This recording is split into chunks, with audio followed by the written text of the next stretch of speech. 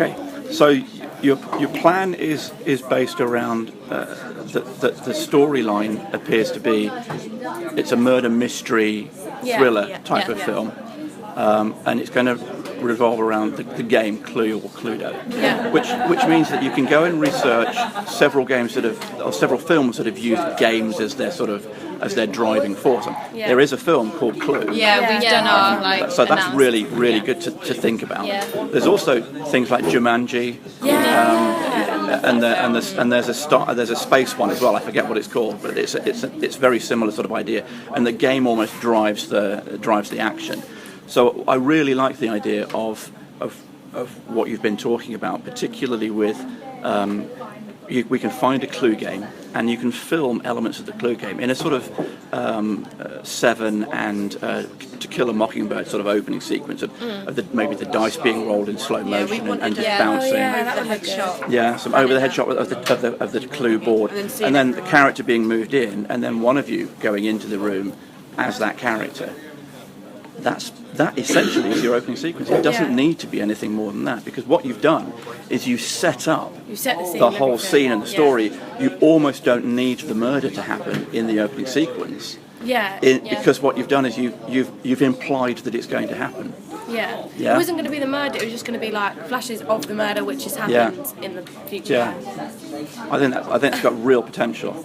Okay, so what I'd like you to do is I'd like you to go away and each of you come up with at least one or two of the images of those scenes to do. So, for example, one of you could say, right, I'm going to go away and look at a Clue board, and I'm going to work out how I'm going to do an over-the-head shot of it, how I'm going to have some of the pieces move on it, how I'm going to do that slow-motion shot of the dice just being rolled and bouncing.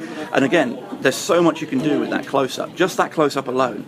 If you particularly used a woman's hand with red nail varnish on it or really bright nail varnish on it, you're sending a particular story, and then she lets go of the dice and they bounce just slowly onto the table and come up snake eyes or double sixes and that sort of thing. So you've got real potential for sending a message with that.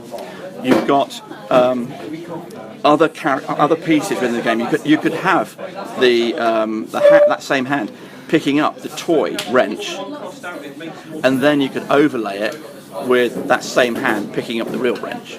That'd be good. You could have that wrench being placed in the room. You could then, in the game, you could also have that same wrench being dropped on a floor and have blood dropping off it as it happens. And do you see how that's almost as much as you need to do, with a few other scenes cut in, and maybe the looks on the faces of the people around the table. And again, the looks on the faces of the people around the table. What about really good close-ups of eyes? Or we don't want to give away the focus. That's what we were going to do, so you couldn't see. And we're going to have a spinny thing which spins around with everyone on the table. That would be a really good idea. But again, do it with elements of the person, so we don't actually see who the people are. Maybe have the lighting behind them, so it's almost a silhouette. They just all have a certain thing about like the red nails or like the ring. And all you're doing is giving away things like bright red lipstick, beautiful eyeshadow, and things like that. And I think the thing is, all of you could appear in this and use just features. So all of you, do shots of your eyes. I think that would really work nicely. Do lots of really good close-ups and maybe a smile or just the mouth opening in surprise or that sort of thing. But practice lots of these little close-ups like that.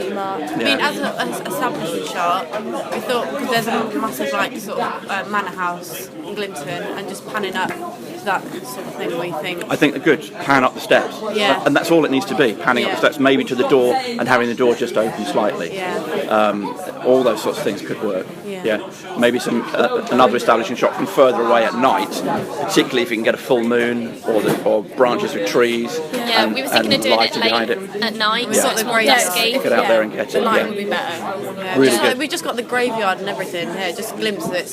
We're going to use my lounge, weren't we? It's a bit. Okay, I really like what I'm hearing. I think I definitely want to see this storyboarded out, and I want the best way to storyboard it out is that you each go away with a plan of what scene am I going to draw. So one of you needs to draw the outside of the house, 2 or 3 shots of that, how that's going to work. One of you needs to draw the clue board and how that's going to work.